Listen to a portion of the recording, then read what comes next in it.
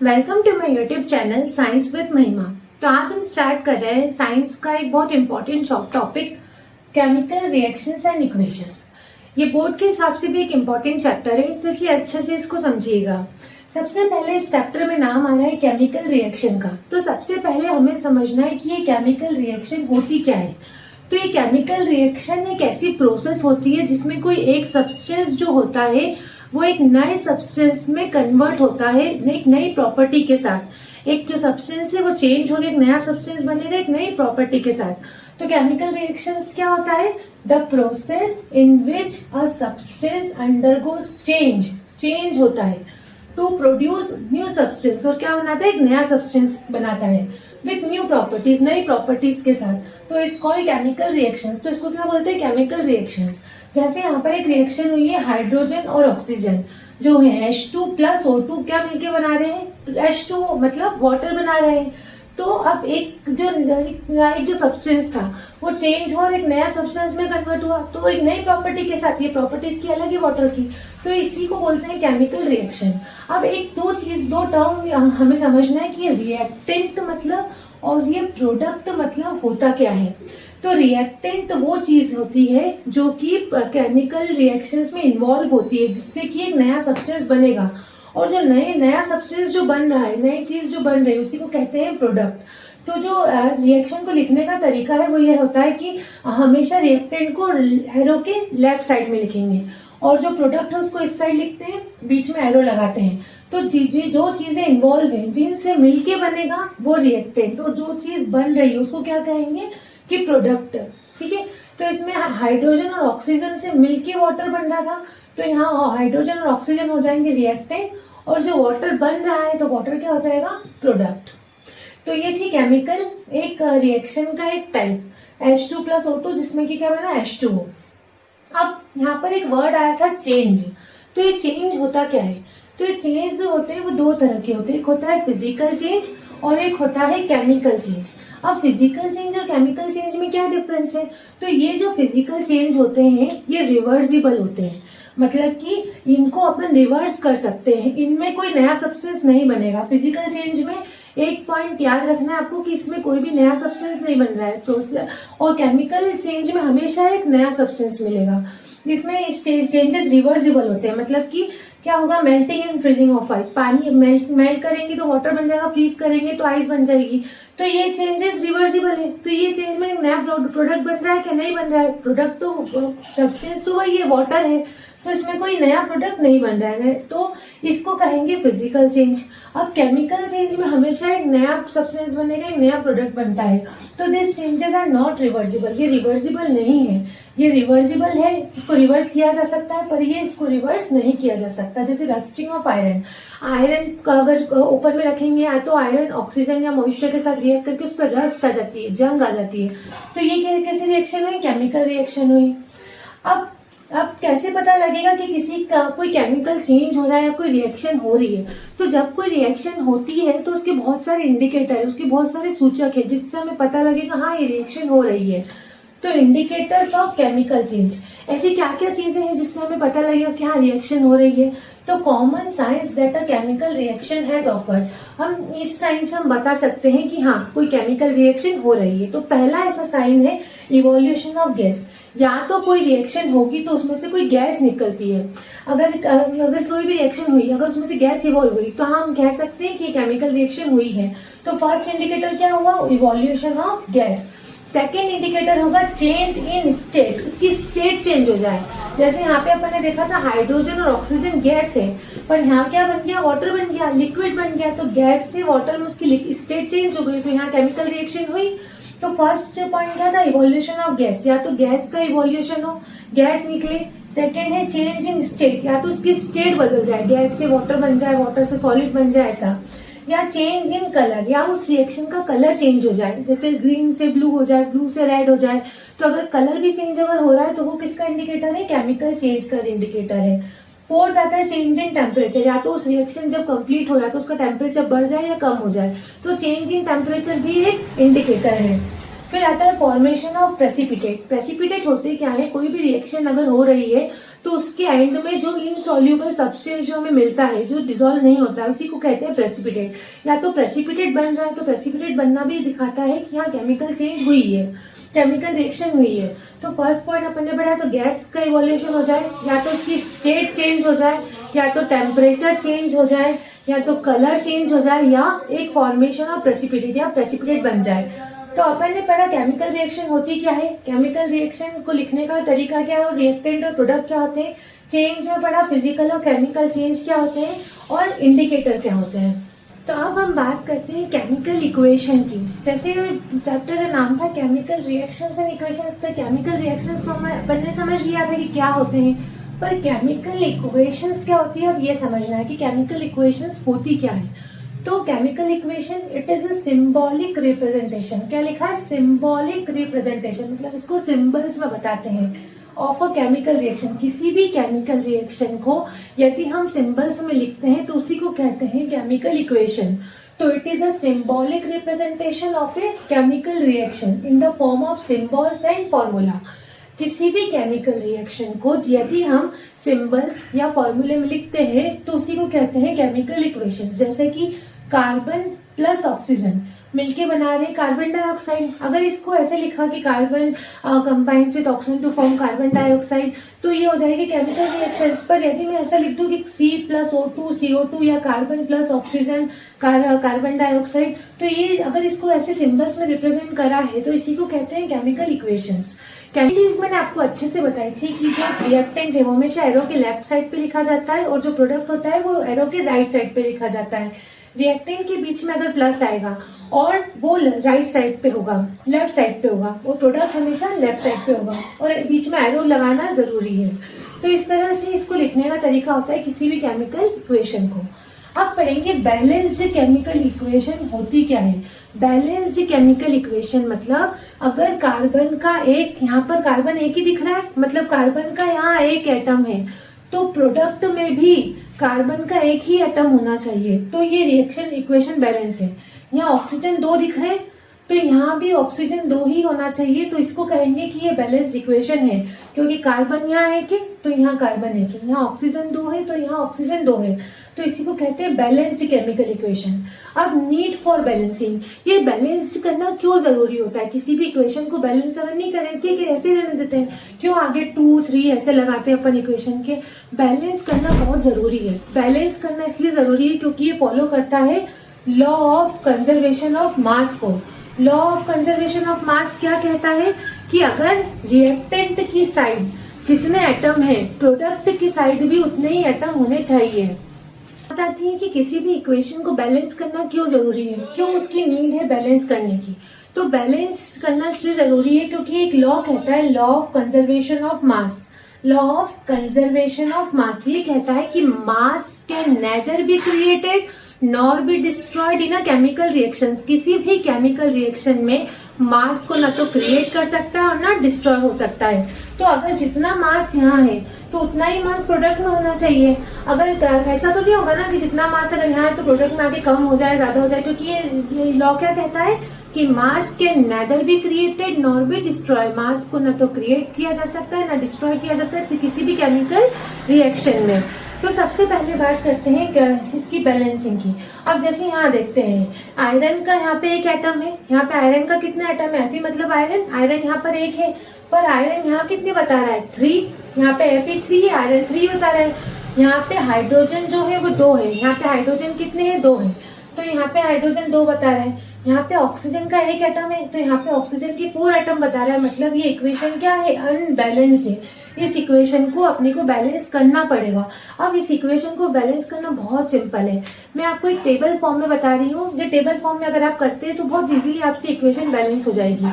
सबसे पहले एक टेबल बना लीजिएगा और 3 कॉलम कर लीजिएगा।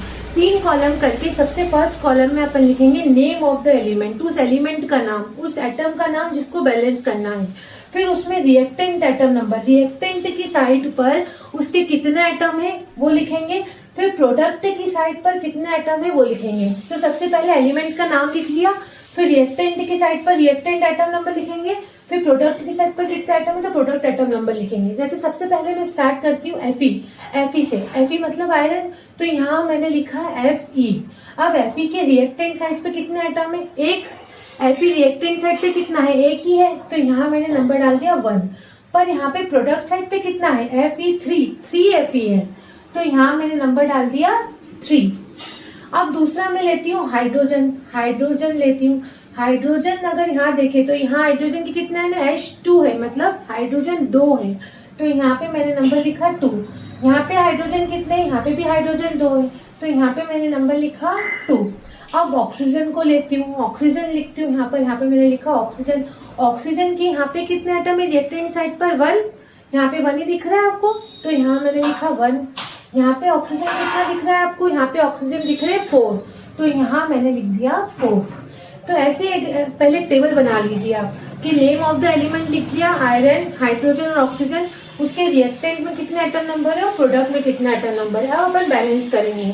तो यहाँ पर आयरन मुझे 1 दिख रहा है और यहाँ पर मुझे आयरन कितना दिख रहा है? 3, मतलब मुझे यहाँ पर इन दोनों को इक्वल करना है। यहाँ पर हाइड्रोजन तो इक्वल है, पर यहाँ पर ऑक्सीजन मुझे 1 दिख रहा है और यहाँ पर मुझे ऑक्सीजन कितना दिख रहा है?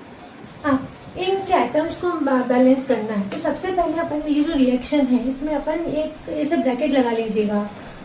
इसमें मैं क्या कर रही हूँ? आसपास ब्रैकेट लगा रही हूँ। ब्रैकेट मैंने इसलिए लगाया है क्योंकि ये बात ध्यान रहे कि कभी भी अपन कोई भी अगर बैलेंस करते हो, कोई भी आगे या पीछे नंबर लिखते हैं, तो वो हमेशा यही लिखाएंगे, नंबर हमेशा ब्रैकेट के आगे ही लिखाएंगे। अगर ऐसा मत कीजिएगा, अगर बैलेंस करना है यहाँ पे Fe3 है, आयरन के 3 है, तो यहाँ अपन ने 3 लगा दिया, ये बिल्कुल गलत वे है। कभी भी हमेशा ब्रैकेट लगा लीजिएगा। इससे आपको क्या ध्यान रहेगा? हमेशा ब्रैकेट के अगर कोई भी नंबर लिखना है बैलेंस करने में, तो हमेशा वो ब्रैकेट के आगे ही आएगा। कभी भी यहाँ नहीं लगा सकते हो आप, या यहाँ नहीं लगा सकते हो, यहाँ नहीं लगा सकते हो, हमेशा ब्रैकेट के आगे लगाना है आपको, कोई भी नंबर होगा। तो बैलेंस करना स्टार्ट करते हैं। जैसे यहाँ पे आपने देखा Fe3 के 1 है और यहाँ 3 है, तो मैं यहाँ पे 3 है यहाँ पर, तो मैं यहाँ इसके आगे लगा सकती हूँ 3। तो क्या Fe बैलेंस हो गया है? हाँ हो गया है, क्योंकि यहाँ पर क्या बता रहा है? 3 अपन ने यहाँ पर लगा लिया है।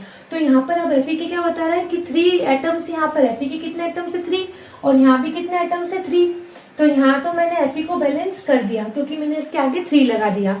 अब दूसरी चीज देखते हैं। दूसरी चीज है हाइड्रोजन। हाइड्रोजन तो यहाँ पर भी 2 है, हाइड्रोजन तो यहाँ पर भी 2 है, तो उसको तो बैलेंस करने की जरूरत है ही नहीं। अब तीसरी चीज देखेंगे ऑक्सीजन। ऑक्सीजन यहाँ पर 1 है और यहाँ 4 है, तो क्या मैं इसमें 4 का इंटू करूंगी तो यहाँ भी 4 हो जाएंगे? हाँ हो जाएंगे। अब यहाँ पर मैं क्या करती हूँ? रिएक्टेंट के साइड पे ऑक्सीजन को 4 से इंटू कर देती हूँ। तो मैंने आपको अभी बताया 4 में कहाँ लिखूंगी? मैं यहाँ नहीं लिख सकती हूँ, मैं हमेशा ब्रैकेट के आगे ही नंबर लिखना पड़ेगा। तो मैंने यहाँ पर लगा दिया 4। अगर मैं यहाँ 4 लगा रही हूँ तो ऑक्सीजन कितना हो रहा है? 4। ऑक्सीजन कितना हो रहा है? 4। हमेशा नंबर आगे लिखेंगे, तो ऑक्सीजन यहाँ पर हो गया 4। अब यहाँ कितना हो गया? ऑक्सीजन यहाँ पे भी 4 हो गया, तो ये ऑक्सीजन तो बैलेंस हो गया। पर अब दिक्कत क्या आ गई है? यहाँ हाइड्रोजन कितना था? 2 था, अब इसके आगे नंबर लग गया 4। 4 अगर आगे लगा है तो वो 4H का भी है और 4O का भी है। 4H का भी है, 4O का भी है, तो H का भी 4 हो गया। तो यहाँ पे हाइड्रोजन के पास 2 थे, तो इंटू होता है। अगर यहाँ पे कोई नंबर लिखा है और अगर अपन आगे नंबर लिख रहे हैं तो उनका क्या होगा? इंटू होगा। तो यहाँ 2 था, मैंने आगे लिखा 4, तो कितना हो गया? 8। 4 2 8, तो हाइड्रोजन कितने हो गए? 8 हो गए। अब यहाँ पर हाइड्रोजन कितने हो गए? 2 थे, मैंने आगे 4 लगाया, तो यहाँ पे हाइड्रोजन कितने हो गए? यहाँ पे इंटू 4 करने के बाद यहाँ पे हाइड्रोजन 8 हो गए। पर यहाँ पर तो हाइड्रोजन 2 ही है ना, यहाँ पर तो 2 ही है, तो अपने को इसको भी क्या बनाना पड़ेगा? 8 बनाना पड़ेगा। तो इसका मैं 4 से इंटू कर दूंगी तो ये 8 हो जाएगा। तो यहाँ 2 है, तो मैं इसके आगे 4 लगा देती हूँ। अगर मैंने इसके आगे 4 लगाया तो ये 8 हो गए। तो अब देखते हैं, आयरन से स्टार्ट करेंगे। आयरन यहाँ पे 3Fe है, मतलब आयरन के 3 एटम है, तो यहाँ पर भी Fe3 है, ये बैलेंस हो गया। दूसरा देखेंगे हाइड्रोजन, तो यहाँ पर हाइड्रोजन 4 2 8 है, तो यहाँ पर भी हाइड्रोजन कितने हैं? 4 2 8 है। ऑक्सीजन यहाँ पर आगे, ऑक्सीजन के आगे नंबर क्या लिखा है? 4, तो ऑक्सीजन यहाँ पर 4 है और ऑक्सीजन यहाँ पर भी कितना है? 4 है। तो ये इक्वेशन बैलेंस हो गई, क्योंकि इसमें इस इक्वेशन में जितने भी एटम्स है वो रिएक्टेंट की साइड पर और जितने भी एटम्स है वो प्रोडक्ट की साइड पर, दोनों इक्वल है। तो ये ऐसे करते हैं इक्वेशंस को बैलेंस। एक दो और एग्जांपल्स देख लेते हैं इक्वेशन बैलेंस करने के। तो अब बात करते हैं सेकेंड एग्जाम्पल की, बैलेंसिंग ऑफ इक्वेशन में। अब यहाँ दिख रहे हैं अपने को 4 एटम्स। इस इक्वेशन को देखिए आप ध्यान से। इस इक्वेशन में एक दिख रहा है Cu कॉपर, एक दिख रहा है ऑक्सीजन O, एक दिख रहा है नाइट्रोजन और एक दिख रहा है हाइड्रोजन। तो 4 एटम दिख रहे हैं। अब इसको देखते हैं क्या इतने ही एटम इस साइड है। तो यहाँ पर एक Cu है। कितना Cu है? एक Cu। पर यहाँ पर भी एक Cu है, तो ये Cu तो बैलेंस है। दूसरा यहाँ पर एक ऑक्सीजन है। कितने ऑक्सीजन के एटम है? 1। और यहाँ पे कितने ऑक्सीजन के एटम है? हमेशा आगे वाला नंबर देखेंगे तो 3 ऑक्सीजन के एटम है यहाँ। तो यहाँ पर तो 1 है और यहाँ पर 3 है, तो ये तो अनबैलेंस है। नाइट्रोजन यहाँ पर 1 है, पर यहाँ नाइट्रोजन कितने हैं? 2। N2 है ना, तो यहाँ पे नाइट्रोजन कितने हैं? 2। यहाँ पर हाइड्रोजन कितने हैं? 3। पर यहाँ पर हाइड्रोजन कितने हैं? 3 2 6 हाइड्रोजन है यहाँ।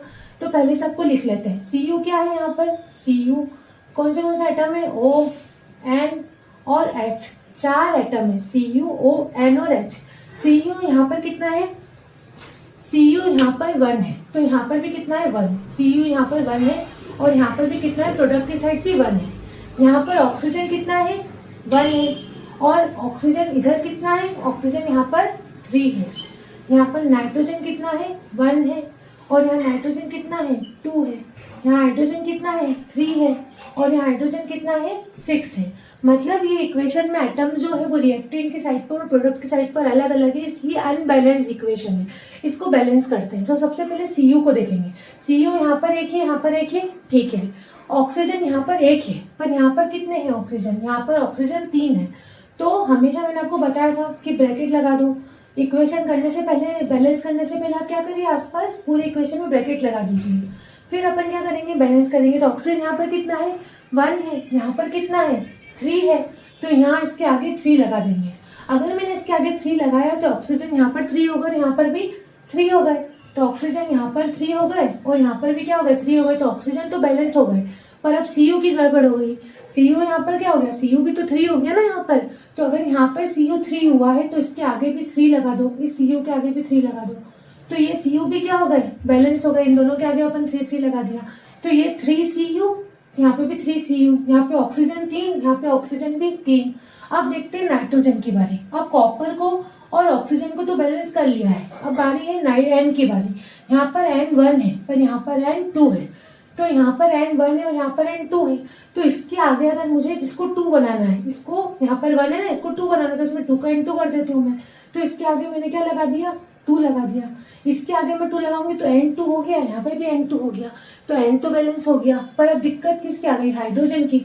हाइड्रोजन यहाँ पर कितने हो गए? 3 2 आगे वाला जो नंबर है वो पूरे उसमें N2 होगा। तो यहाँ पे हाइड्रोजन कितना हो गया? 3 × 2 6 हो गया यहाँ पे हाइड्रोजन। और यहाँ पे हाइड्रोजन कितना हो गया? 3 × 2 6। तो ये ऑटोमेटिकली बैलेंस हो गया। यहाँ पे × 2 करा तो ये 6 होगा और ये 6 था। तो ये पूरी इक्वेशन बैलेंस हो गई। एक बार फिर से देख लेते हैं। कॉपर के कितने एटम्स? 3। यहाँ पर कॉपर 3 है तो यहाँ पर भी कॉपर 3 है। यहाँ पे ऑक्सीजन 3 है तो यहाँ पर भी ऑक्सीजन कितना हो गया? 3। यहाँ पे नाइट्रोजन 2 है तो यहाँ पर भी कितना हो गया? नाइट्रोजन 2। यहाँ पे हाइड्रोजन 3 × 2 6 है तो यहाँ पे भी हाइड्रोजन क्या हो गया? 3 × 2 6। तो ये इक्वेशन बैलेंस हो गई। तो आइए अब बात करते हैं नेक्स्ट टॉपिक की, टाइप्स ऑफ केमिकल रिएक्शन। कितनी टाइप्स की केमिकल रिएक्शन होती है? तो ये 6 टाइप्स की केमिकल रिएक्शन होती है। सबसे पहले होती है कॉम्बिनेशन रिएक्शन, सेकेंड होती है डीकम्पोजिशन रिएक्शन, थर्ड होती है डिस्प्लेसमेंट रिएक्शन, फोर्थ होती है डबल डिस्प्लेसमेंट रिएक्शन, फिफ्थ होती है ऑक्सीडेशन एंड रिडक्शन रिएक्शन और सिक्स होती है एक्सोथर्मिक एंड एंडोथर्मिक रिएक्शन। अब ये रिएक्शन होती क्या क्या है? तो एक एक रिएक्शन अपन ध्यान से पढ़ेंगे और इसके एग्जाम्पल्स के साथ समझेंगे तो आपको भी क्लियर होगी। ये reactions exam point of view से बहुत इंपॉर्टेंट है। तो सबसे पहले स्टार्ट करते हैं कॉम्बिनेशन रिएक्शन। कॉम्बिनेशन रिएक्शन को स्टार्ट करते हैं। तो जैसे कि आपको नाम में ही समझ आ रहा है, कॉम्बिनेशन मतलब इसमें क्या है? कॉम्बिनेशन हो रहा है, मतलब दो चीजें कंबाइन हो रही है। तो combination reaction, the reaction in which two or more reactant क्या होंगे? कंबाइन होंगे और एक सिंगल प्रोडक्ट जब बनाएंगे। किसी भी रिएक्शन में जब दो चीजें कंबाइन हो रही है और एक सिंगल चीज जब वो बना रही है तो उसी को बोलते हैं कॉम्बिनेशन रिएक्शन। तो the reaction in which two or more reactant combine to form a single product. जब दो या दो से ज्यादा रिएक्टेंट कंबाइन होकर जब एक सिंगल प्रोडक्ट बना रहे हैं तो उसी को कहते हैं कॉम्बिनेशन रिएक्शन। जैसे कि समझते हैं हाइड्रोजन और क्लोरीन के एग्जांपल से। हाइड्रोजन और क्लोरीन दो रिएक्टेंट थे, दोनों कंबाइन और एक सिंगल प्रोडक्ट बना हाइड्रोक्लोरिक एसिड। HCl। वैसे ही C+O2 का एग्जांपल देखते हैं बर्निंग ऑफ कोल का, तो C+O2 दो रिएक्टेंट थे, दोनों कंबाइन होकर क्या बने CO2। यहाँ पर भी हाइड्रोजन और ऑक्सीजन कंबाइन होकर क्या बना रहे हैं, वाटर बना रहे हैं। तो जब दो रिएक्टेंट कंबाइन होकर एक सिंगल प्रोडक्ट बनाए तो उसी को क्या कहेंगे, कॉम्बिनेशन रिएक्शन। अब सेकेंड रिएक्शन आती है डीकम्पोजिशन रिएक्शन। फर्स्ट रिएक्शन पढ़ ली थी कॉम्बिनेशन रिएक्शन, सेकेंड आती है डीकम्पोजिशन रिएक्शन। जैसा कॉम्बिनेशन रिएक्शन में क्या हो रहा था, दो रिएक्टेंट मिलकर एक नया प्रोडक्ट बना रहे थे, तो जस्ट कॉम्बिनेशन रिएक्शन की अपोजिट रिएक्शन है डीकम्पोजिशन रिएक्शन। इसमें क्या होगा, जो एक रिएक्टेंट होगा वो डिकम्पोज हो जाएगा दो प्रोडक्ट में। एक रिएक्टेंट क्या हो रहा है, दो प्रोडक्ट में डिकम्पोज हो रहा है, टूट रहा है, इसलिए इस रिएक्शन का नाम क्या रखा है, डीकम्पोजिशन रिएक्शन। तो the reaction in which single reactant, इसमें क्या हो रहा है, एक सिंगल रिएक्टेंट ब्रेक डाउन हो रहा है to form to or more product. जब एक सिंगल रिएक्टेंट एक या एक से ज्यादा प्रोडक्ट में डिकम्पोज हो जाए या टूट जाए, ब्रेक डाउन हो जाए, इसी को क्या कहते हैं, डिकम्पोजिशन रिएक्शन। एंड एक बात याद रखने की जरूरत है, it is opposite of combination reaction. ये डिकम्पोजिशन रिएक्शन तीन तरह की होती है, इसको तीन तरह से अपन देखते हैं। सबसे पहले ये जो डिकम्पोजिशन रिएक्शन है तीन तरह की होती है, इसको तीन तरह से देखा जा सकता है। सबसे पहले होती है थर्मोलाइटिक, दूसरी होती है फोटोलाइटिक और तीसरी होती है इलेक्ट्रोलाइटिक। थर्मो मतलब हीट, फोटो मतलब लाइट और इलेक्ट्रो मतलब इलेक्ट्रिसिटी और लाइटिक मतलब होता है टूटना। लाइटिक वर्ड किससे, टूटने से। तो जिन रिएक्शन को ब्रेक डाउन होने के लिए हीट लगेगी उसको बोलेंगे थर्मोलाइटिक, जिन रिएक्शन को ब्रेक डाउन होने के लिए लाइट लगेगी उसको बोलेंगे फोटोलाइटिक, एंड जिन रिएक्शन में ब्रेक डाउन होने के लिए इलेक्ट्रिसिटी की आवश्यकता होगी उसी को बोलेंगे electrolytic reaction, electrolytic decomposition reaction. तो जिन रिएक्शन में हीट की रिक्वायरमेंट होगी ब्रेक डाउन होने के लिए तो थर्मोलाइटिक, लाइट की रिक्वायरमेंट होगी तो फोटोलाइटिक, एंड इलेक्ट्रिसिटी की रिक्वायरमेंट होगी तो इलेक्ट्रोलाइटिक। तो बात करते हैं इन तीनों के एक एग्जांपल देख लेते हैं। सबसे पहले एग्जांपल देखेंगे थर्मोलाइटिक रिएक्शन का। तो कैल्शियम कार्बोनेट होता है जो CaCO3 होता है, उसको हीट की रिक्वायरमेंट होती है ब्रेक डाउन होने के लिए CaO+CO2 में। कैल्शियम कार्बोनेट से क्विक लाइम होता है, क्विक लाइम मतलब चूना, जिसको हिंदी में चूना बोला जाता है, उसका फॉर्मूला क्या होता है, CaO का अनदर नेम क्विक लाइम भी है। तो जब CaCO3 को हीट की रिक्वायरमेंट होती है CaO+CO2 में टूटने के लिए, तो एक सिंगल रिएक्टेंट था, ये किसमें टूट गया, दो या दो से अधिक प्रोडक्ट में, तो इसी को कहते हैं डिकम्पोजिशन रिएक्शन। इसमें हीट की रिक्वायरमेंट की, तो किसका एग्जांपल हो जाएगा, थर्मोलाइटिक का। सेकेंड आती है फोटोलाइटिक रिएक्शन की बात। तो फोटोलाइटिक में किसकी रिक्वायरमेंट है, फोटोलाइटिक में रिक्वायरमेंट है लाइट की। तो जब ये H2 है जो वाटर है, अगर उसमें फोटोलाइटिक में किसकी रिक्वायरमेंट है, लाइट की, तो जो सिल्वर क्लोराइड है, Ag किसका फॉर्मूला होता है, Ag फॉर्मूला होता है सिल्वर का। तो जो सिल्वर क्लोराइड है, जब इसमें अपने लाइट दी इसको, तो ये इसमें किसमें डिकम्पोज हो गया, ये सिल्वर और क्लोराइड में डिकम्पोज हो गया। तो इस रिएक्शन को डिकम्पोज होने के लिए, टूटने के लिए किसकी रिक्वायरमेंट थी, लाइट की। तो ये एग्जाम्पल हो जाएगा फोटोलाइटिक डिकम्पोजिशन रिएक्शन का। थर्ड आता है इलेक्ट्रोलाइटिक, जिसमें अगर जैसे देखेंगे वाटर में अगर इलेक्ट्रिक करंट को पास करा, वाटर में अगर अपन ने क्या करा, इलेक्ट्रिक करंट को पास करा, तो ये हाइड्रोजन और ऑक्सीजन में डिकम्पोज हो गया। तो ये किसका एग्जांपल हो गया, इलेक्ट्रोलाइटिक डिकम्पोजिशन रिएक्शन का। तो आई होप आपको डिकम्पोजिशन रिएक्शन अच्छे से समझ में आई होगी। नेक्स्ट रिएक्शन है डिस्प्लेसमेंट रिएक्शन। बात करते हैं नेक्स्ट रिएक्शन की, which is called as displacement reaction. Displacement मतलब कि नाम से क्लियर हो रहा है, किसी चीज को डिस्प्लेस किया जा रहा है, किसी चीज के बदले में कोई और चीज आ रही है, उस रिएक्शन को क्या कहा जाता है, डिस्प्लेसमेंट रिएक्शन। तो the reaction in which more reactive displaces less reactive element. जब कोई ज्यादा रिएक्टिव एलिमेंट जो होता है, मतलब बहुत ज्यादा रिएक्टिव है, वो क्या करता है, जो उससे कम रिएक्टिव होता है, जो लेस रिएक्टिव होता है, उसकी जगह पर आ जाता है, उसको हटा देता है। तो जब कोई मोर रिएक्टिव एलिमेंट, जब कोई लेस रिएक्टिव एलिमेंट को डिस्प्लेस कर दे, उसकी जगह से हटा दे, तो उसी रिएक्शन को क्या कहा जाता है, displacement reaction. The reaction in which more reactive element displaces less reactive elements from its solution or compound is called displacement reaction.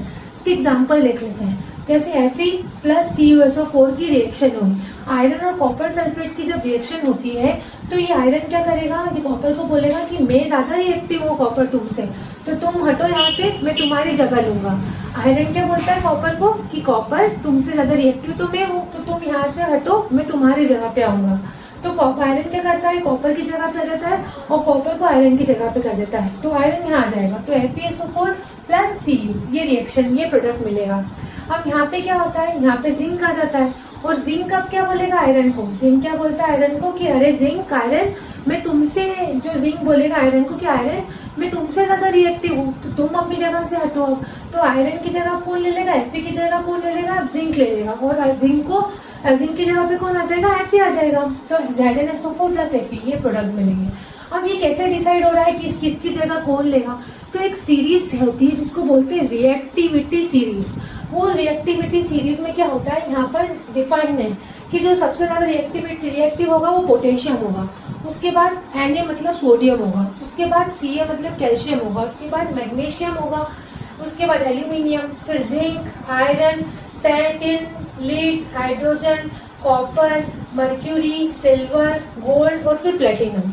तो इस सीरीज को आप याद कर लीजिएगा। इस सीरीज को अगर आप याद कर लेंगे तो जैसे यहाँ था Fe और Cu, तो Fe कहाँ आ रहा है, Fe यहाँ आ रहा है, और Cu कहाँ आ रहा है, Cu तो नीचे आ रहा है ना, मतलब Fe ऊपर आ रहा है और Cu यहाँ आ रहा है, मतलब Fe ज्यादा रिएक्टिव हुआ किससे, Cu से। तो ये Fe ने क्या करा, Cu की जगह ले ली। पर यहाँ पे क्या आ गया, जिंक आ गया। जिंक तो अब Fe के भी ऊपर है, तो जिंक क्या करेगा, Fe को हटा के Fe की जगह ले लेगा। ठीक है, तो इस बेसिस पे हमने रिएक्शन बनाई जिसको बोलते हैं डिस्प्लेसमेंट रिएक्शन। आई होप आपको समझ में आई होगी। नेक्स्ट रिएक्शन है डबल डिस्प्लेसमेंट रिएक्शन। हमें समझना है दूसरी reaction which is called as double displacement reaction. Displacement reaction हम पढ़ चुके थे, अब यहाँ पे एक वर्ड आ गया double displacement reaction. Displacement reaction में क्या हो रहा था कि जो एक मोर रिएक्टिव एलिमेंट है वो लेस रिएक्टिव की जगह ले रहा था, पर यहाँ पर डबल डिस्प्लेसमेंट है, मतलब यहाँ पे क्या होगा, दो जो रिएक्टेंट होंगे उनमें अदला बदली होगी। The reaction in which two different ion or group of atom are displaced by each other, इसमें दो चीजें डिस्प्लेस होगी, उधर एक ही चीज डिस्प्लेस हो रही थी, यहाँ दो चीजें डिस्प्लेस होगी। देखिए कैसे, जैसे समझते हैं AgNO3 की रिएक्शन हो रही है NaBr से। AgNO3 की रिएक्शन किससे हो रही है, NaBr से। तो यहाँ पे क्या हो रहा है, जो सोडियम है, जो Na है, वो ज्यादा रिएक्टिव है, तो वो क्या करेगा, Ag को बोलेगा कि Ag मैं तुम्हारी जगह पे आऊंगा क्योंकि मैं तो तुमसे ज्यादा रिएक्टिव हूँ। तो Ag बोलेगा ठीक है कोई बात नहीं, तुम मेरी जगह पर आ जाओ, मैं तुम्हारी जगह पर चले जाता हूँ। ठीक है, इसमें क्या हो रहा है, दो चीजों का डिस्प्लेसमेंट हो रहा है। जो Na क्या बोलेगा Ag को बोलेगा कि Na बोलेगा Ag को कि मैं तुमसे ज्यादा रिएक्टिव हूँ। तो Na क्या बोलता है Ag को कि मैं तुमसे ज्यादा रिएक्टिव, तो Na Ag की जगह आ जाता है। तो Ag बोलता है ठीक है तुम मुझसे ज्यादा रिएक्टिव हो तो कोई बात नहीं, मैं तुम्हारी जगह पर आ जाता हूँ। तो यहाँ पर आ जाएगा AgNO3 और यहाँ पर आ जाएगा NaNO3 और यहाँ आ जाएगा AgBr। तो AgBr प्लस NaNO3, तो ये रिएक्शन है, इसमें दो चीजों का डिस्प्लेसमेंट हुआ, इसलिए बोला गया ऐसे डबल डिस्प्लेसमेंट रिएक्शन। ये देख सकते हैं आप कि Na जो है, Na कहाँ है, Na यहाँ है, और Na क्या, Ag कहाँ है, Ag कहाँ है, Ag तो यहाँ है। तो कितना डिफरेंस है यहाँ पर, तो Na से तो ज्यादा रिएक्टिव होगा ना एज कम्पेयर टू Ag से। तो ये होती है डबल डिस्प्लेसमेंट रिएक्शन। आई होप आपको समझ में आई होगी डबल डिस्प्लेसमेंट रिएक्शन।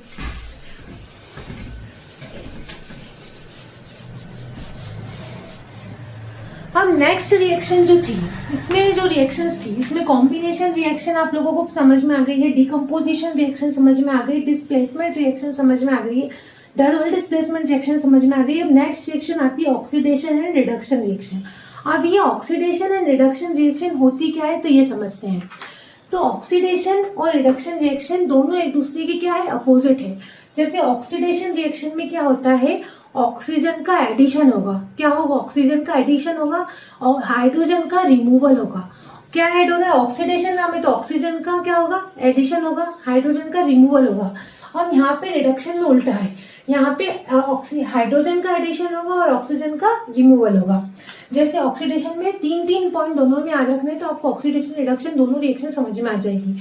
ऑक्सीडेशन का फर्स्ट पॉइंट आता है एडिशन ऑफ ऑक्सीजन, इसमें काय का एडिशन हो रहा है, ऑक्सीडेशन में ऑक्सीजन का। तो रिडक्शन में काय का एडिशन हो रहा है, हाइड्रोजन का। ऑक्सीजन में काय का रिमूवल हो रहा है, हाइड्रोजन का। पर रिडक्शन में काय का रिमूवल हो रहा है, ऑक्सीजन का। ठीक है, तो ऑक्सीडेशन में आप याद कर लीजिए और रिडक्शन उसकी जस्ट अपोजिट हो जाएगी। ऑक्सीडेशन में याद कर लीजिए कि ऑक्सीजन इसमें ऐड होता है, हाइड्रोजन रिमूव होता है। रिडक्शन में याद कर लीजिए कि ऑक्सीजन रिमूव होता है और हाइड्रोजन ऐड होता है। अब इसके एग्जाम्पल से भी समझ सकते हैं। तीसरा पॉइंट और याद रखना है कि इसमें इलेक्ट्रॉन का लॉस होता है। इस ऑक्सीडेशन में क्या होगा, एक इलेक्ट्रॉन का लॉस होगा, एक या दो से एक से अधिक इलेक्ट्रॉन का क्या होगा, लॉस होगा। इसमें हमेशा इलेक्ट्रॉन का गेन होता है। क्या होता है, गेन। तो इसको रिएक्शन वाइज समझते हैं। अब जैसे इसमें Cu प्लस O2 जो था वो Cu2O बना रहा है, कॉपर और ऑक्सीजन मिलके कॉपर ऑक्साइड बना रहे हैं। तो इसमें क्या हो रहा है, ऑक्सीजन ऐड हो रहा है, ऑक्सीजन यहाँ क्या हो रहा है, ऐड हो रहा है। तो एडिशन ऑफ ऑक्सीजन मैंने आपको बताया था किसका एग्जांपल है, ऑक्सीडेशन रिएक्शन। तो इसमें क्या हो रहा है, ऑक्सीडेशन रिएक्शन हो रही है। सेकेंड होता है H2S प्लस O2। तो इसमें क्या हो रहा है, SO2 O2 H2S बना रहे हैं, H2O 2S बन रहा है। मतलब इसमें क्या हुआ है, S से क्या हुआ, हाइड्रोजन का रिमूवल हो गया। सल्फर ने क्या करा, हाइड्रोजन को रिमूव कर दिया। तो जब रिमूवल ऑफ हाइड्रोजन हो तो वो किसका एग्जाम्पल हो जाएगा, ऑक्सीडेशन रिएक्शन का एग्जाम्पल हो जाएगा। थर्ड पॉइंट आता है जिंक। जिंक को जब अपन रिएक्शन कराते हैं तो उसने क्या करा, 2 इलेक्ट्रॉन अपने खो दिए। तो 2 इलेक्ट्रॉन इसने डोनेट कर दिए, 2 इलेक्ट्रॉन लूज कर दिए। तो जब 2 इलेक्ट्रॉन लूज करेगा तो इसके ऊपर क्या चार्ज आ जाएगा, +2 का चार्ज आ जाएगा। तो इसमें क्या हुआ, लॉस ऑफ इलेक्ट्रॉन हुआ, 2 इलेक्ट्रॉन का लॉस हुआ। तो ये भी कैसी एग्जाम्पल, रिएक्शन का एग्जाम्पल हो जाएगा, ऑक्सीडेशन रिएक्शन का। अब रिडक्शन के एग्जाम्पल देख लेते हैं। 2KClO3। अब यहाँ पे क्या हो रहा है, 2KCl बन रहा है और O2 अलग हो रहा है। मतलब ऑक्सीजन तो यहाँ से हट रहा है, रिमूव हो रहा है। तो रिमूवल ऑफ हाइड्रोजन किसका एग्जाम्पल हो जाएगा, रिडक्शन रिएक्शन का एग्जाम्पल हो जाएगा। सेकेंड रिएक्शन पढ़ेंगे तो Na प्लस H2 2NaH बन रहा है। यहाँ पे क्या हो रहा है, हाइड्रोजन ऐड हो रहा है। यहाँ पे क्या हो रहा है, इस रिएक्शन में हाइड्रोजन का एडिशन हो रहा है। Addition of hydrogen is an example of reduction reaction. And यहाँ पे क्या हो रहा है, Zn2 प्लस थे, उसने वापस से 2 इलेक्ट्रॉन ले लिए और क्या बन गया, वापस से Zn बन गया। तो यहाँ पे जब गेन ऑफ इलेक्ट्रॉन हुआ, इलेक्ट्रॉन को उसने वापस से गेन कर लिया। तो ये किसका एग्जाम्पल है, gain of electron reduction reaction का। तो ये थी ऑक्सीडेशन रिएक्शन और ऑक्सीडेशन रिएक्शन की एग्जाम्पल, ये थी रिडक्शन रिएक्शन और रिडक्शन रिएक्शन की एग्जाम्पल। 3 पॉइंट याद रखना है ऑक्सीडेशन रिएक्शन में, addition of oxygen, removal of hydrogen and loss of electron. Just इसका अपोजिट कर दीजिएगा रिडक्शन में। अब इन दोनों को मिला के एक और रिएक्शन अपने को पढ़नी है, वो होती है रिडॉक्स रिएक्शन। रिडॉक्स रिएक्शन, अभी रिडॉक्स रिएक्शन होती क्या है, रिडॉक्स रिएक्शन। रिडॉक्स रिएक्शन वो रिएक्शन होती है जिसमें कि ऑक्सीडेशन और रिडक्शन दोनों ही सेम रिएक्शन में जब होते हैं। किसी भी रिएक्शन में जब या तो ऑक्सीडेशन और रिडक्शन जब साइमल्टेनियसली चल रहे होते हैं, साइमल्टेनियसली होते हैं, तो उसी को कहते हैं रिडॉक्स रिएक्शन। आइए रिडॉक्स रिएक्शन के एग्जांपल समझते हैं। रिडॉक्स रिएक्शन के एग्जांपल की, रिडॉक्स रिएक्शन वो रिएक्शन होती है जिसमें ऑक्सीडेशन और रिडक्शन साइमल्टेनियसली चल रहा होता है, मतलब साथ साथ चल रहा होता है। तो जैसे रिएक्शन है Cu plus H2, copper oxide और अगर हाइड्रोजन रिएक्ट करते तो क्या बन रहा है, Cu प्लस H2। तो यहाँ पर आप देखोगे तो यहाँ CuO था, इसने क्या करा, Cu बन गया, मतलब इसने रिमूवल ऑफ ऑक्सीजन करा, ऑक्सीजन को अपने इसमें से हटा दिया। Cu क्या बन गया, Cu बन गया, इसने ऑक्सीजन को अपने इसमें से हटा दिया। तो रिमूवल ऑफ हाइड्रोजन, तो यहाँ क्या हो रहा है, रिडक्शन हो रहा है। यहाँ कौन सी रिएक्शन हो रही है, रिडक्शन रिएक्शन। और यहाँ पे H2 था और यहाँ पे आप देखोगे तो H2O मिल गया, H2O बन गया, मतलब H2 ने क्या करा, ऑक्सीजन का एडिशन कर लिया। तो यहाँ पे एडिशन ऑफ ऑक्सीजन को क्या बोलते हैं, ऑक्सीडेशन रिएक्शन। तो यहाँ ने कॉपर ने ऑक्सीजन को रिमूव करा था, तो यहाँ था रिडक्शन रिएक्शन हो रही है। और यहाँ हाइड्रोजन ने ऑक्सीजन को ऐड कर लिया, तो यहाँ हो गई रिडक्शन रिएक्शन। तो इसमें ऑक्सीडेशन और रिडक्शन रिएक्शन इस रिएक्शन में साथ साथ चल रही है, तो इसलिए इसको क्या कहते हैं, रिडॉक्स रिएक्शन।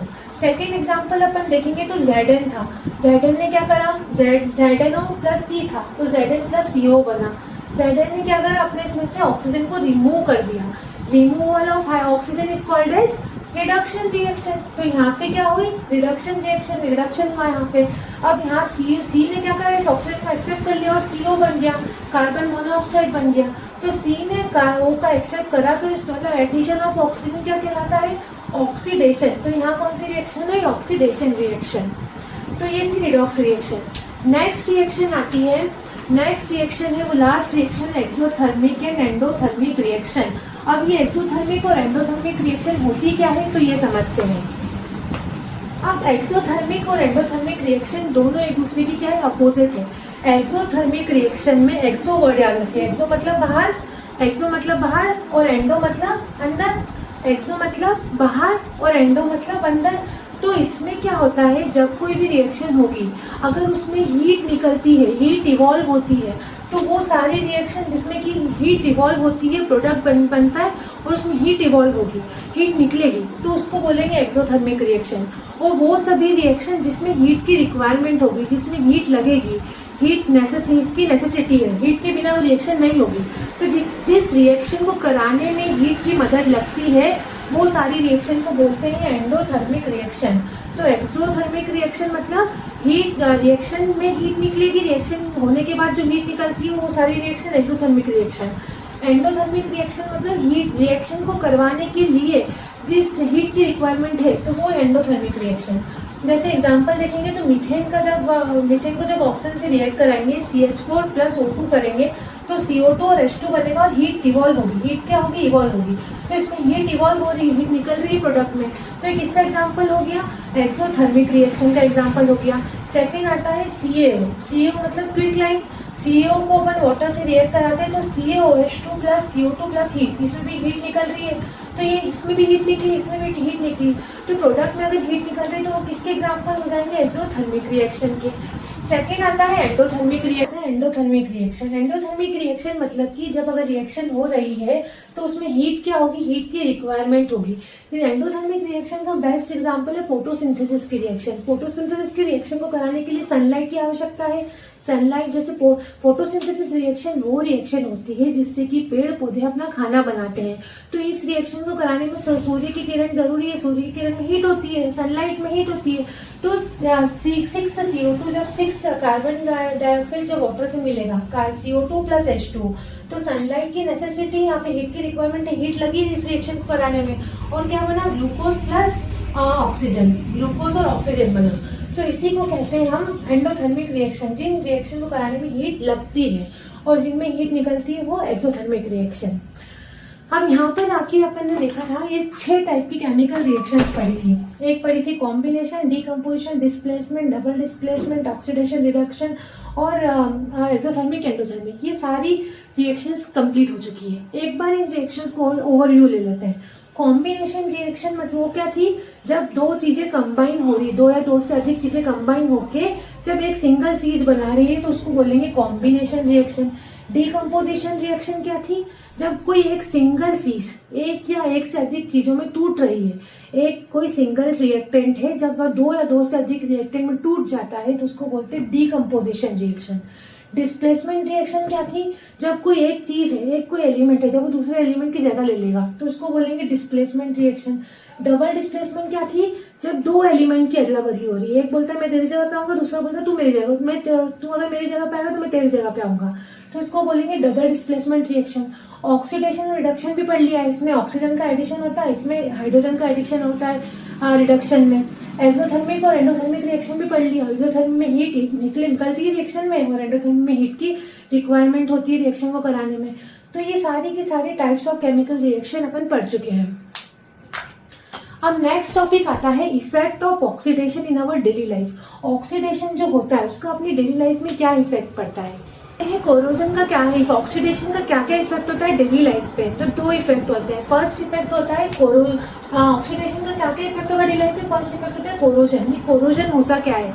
आप लोगों ने देखा होगा कि अगर जैसे कोई भी मेटल है, अगर आप उसको खुला छोड़ रहे हैं, एयर में छोड़ रहे हैं, जैसे हम अपने घर में वो चांदी के गणेश जी आते हैं या चांदी की लक्ष्मी माता आती है, चांदी का कोई भी आइटम आ रहा है, तो कुछ टाइम बाद आप देखोगे कि वो आइटम ब्लैक हो गया है, या अपन ने आयरन जो होते हैं, लोहे की सीढ़ियां होती है, वो देखोगे आप वो ब्राउन कलर की हो जाती है, जंग लग जाती है उस पर। तो अगर कोई कॉपर है, जैसे कोई तांबे के अगर जग अगर अपन यूज कर रहे हैं तो अपन देखते हैं वो ग्रीन कलर के हो जाते हैं कुछ टाइम की यूज के बाद। तो ये सब चीजें क्या होती है? ये सब चीजें को बोलते हैं कोरोजन। ये सब चीजें क्या होती है? जो मेटल होता है वो एयर, वाटर या मॉइस्चर के जब कॉन्टेक्ट में आता है तो वो क्या करता है? रिएक्शन करके नया सब्सटेंस बना लेता है, उसी चीज को बोला जाता है corrosion. The phenomena due to which metals are slowly eaten away by the reaction of air, water and other chemical जो कि एटमॉस्फेयर में प्रेजेंट होते हैं। एटमॉस्फेयर में एयर और वाटर जो भी केमिकल्स प्रेजेंट होते हैं, अगर उनके साथ मेटल की रिएक्शन हो जाती है तो एक नया प्रोडक्ट बन जाता है, उसी को कहा जाता है कोरोजन। सिल्वर का जब कोरोजन होता है, सिल्वर क्या होता है? ब्लैक कलर का हो जाता है। चांदी क्या हो जाती है, ब्लैक कलर की हो जाती है। कॉपर जो रहता है, कॉपर क्या हो जाएगा, ग्रीन कलर का हो जाता है। आयरन जो रहता है, अगर उसमें कोरोजन हुआ तो वो क्या हो जाता है, ब्राउन कलर का हो जाता है। एक चीज यहाँ पे याद रखने की है कि आयरन का जब जो कोरोजन होता है उसको बोलते हैं रस्टिंग। आयरन के कोरोजन को क्या बोलते हैं, रस्टिंग। और सिल्वर और कॉपर के केस में बोलते हैं टार्निशिंग। ये टार्निशिंग याद रखने की जरूरत नहीं है, पर मेन चीज याद रखना है रस्टिंग। सिल्वर क्या होता है, ब्लैक कलर का होता है। कॉपर क्या होता है, ब्लैक वो ग्रीन कलर का हो जाएगा। और आयरन क्या होगा, ब्राउन कलर का होता है। तो आयरन के केस में कोरोजन को क्या कहा जाता है, रस्टिंग ऑफ आयरन। रस्टिंग मतलब जंग लगना, हिंदी में जो अपन बोलते हैं। अब इस रस्टिंग से इस आयरन को कैसे बचाया जा सकता है, तो या तो आप पेंटिंग कर दो आयरन पे। कुछ लोग देखा होगा आपने अपने पापा या मम्मी को कि वो अगर सीढ़ी होती है, अगर लोहे की सीढ़ी, तो उसको ब्लैक कलर की पेंट कर देते हैं, कोई भी कलर का पेंट कर देते हैं, ताकि आयरन को बचाया जा सके जंग लगने से। दूसरी प्रोसेस होती है गैल्वेनाइजेशन की। गैल्वेनाइजेशन मतलब उस मेटल पे आप क्या करो, एक थिन लेयर ऑफ जिंक की चढ़ा दो। जिंक जो होता है, अगर वो आयरन पे जिंक की कोटिंग कर देते हैं तो वो जिंक क्या होगा, रिएक्शन होने नहीं देगा और उसको आयरन की मेटल को प्रिवेंट करके रखेगा। तो पेंटिंग और गैल्वेनाइजेशन ये दो ऐसे तरीके थे, और भी बहुत सारे तरीके होते हैं, पर अभी आप दो याद रखिएगा, पेंटिंग और गैल्वेनाइजेशन, जिससे कि अपन रस्टिंग ऑफ आयरन को प्रिवेंट कर सकते हैं, जंग लगने से बचा सकते हैं आयरन को। तो ये था कोरोजन। अब कोरोजन से क्या क्या होता है, कोरोजन से जो कार की बॉडीज होती है, जो ब्रिजेस होते हैं, आयरन के रेलिंग होती है, शिप्स होती है, और जितने भी सारे मटेरियल्स होते हैं वो क्या होने लग जाते हैं, डैमेज होने लग जाते हैं। ठीक है, नेक्स्ट चीज अपने को पढ़नी है, वो पढ़नी है रेंसिडिटी। ये रेंसिडिटी, रेंसिडिटी क्या होता है, जैसे कोई अपने खाने की कोई चीज रखी है, अगर वो बहुत टाइम तक अपन रख देते हैं तो उसपे क्या होता है, एक अजीब सी स्मेल या एक अजीब सा टेस्ट आने लग जाता है। तो उसमें क्या होता है, उस खाने की चीज में जो ऑयल्स होते हैं या उस खाने की चीज में जो फैट्स होते हैं, उनका ऑक्सीडेशन हो जाता है। वो ऑक्सीजन से रिएक्ट करके क्या करते हैं, एक नई चीज बना लेते हैं, एक नया सब्सटेंस बन जाता है, जिससे कि उसमें एक बैड स्मेल या टेस्ट आता है। तो rancidity it is the oxidation. ये क्या है, ऑक्सीडेशन हो जाता है फैट्स और ऑयल का, जो कि कहाँ प्रेजेंट रहते हैं, फूड में। जिसको लंबे समय तक अगर अपन ने कोई चीज या खाना रखा है तो उसमें क्या होता है, जो फैट्स और ऑयल उस खाने में जो प्रेजेंट रहेंगे उनको ऑक्सीडेशन हो जाएगा। तो इसी कंसेप्ट को बोलते हैं रेंसिडिटी। रेंसिडिटी से क्या होता है, बैड स्मेल या टेस्ट आ जाता है फूड में। और क्या होता है, स्टमक इन्फेक्शन। अगर अपन ने वो फूड खाया तो उससे अपने को इन्फेक्शन या फूड पॉइजनिंग भी हो सकती है। जैसे अपने घर में सेव रखी रहती है, तो कुछ टाइम बाद मम्मी क्या बोलेगी, थोड़े टाइम बाद कि अरे इस सेव को मत खाना, इसमें अजीब सा टेस्ट या स्मेल आ रहा है। तो वो टेस्ट या स्मेल क्यों है, क्योंकि सेव में ऑयल है। ऑयल क्या करता है, वो उसका ऑक्सीडेशन हो जाता है, तो वो एक नई चीज बना लेता है, तो वो सेव को नहीं खाना चाहिए। तो ऐसे ही सेव का मैंने एग्जांपल दिया। बाकी फूड में जो ऑयल और फैट रहते हैं उनको ऑक्सीडेशन के होना और रेंसिडिटी कहलाता है। अब इस रेंसिडिटी को कैसे प्रिवेंट कर सकते हैं, तो सबसे पहले use of air tight container.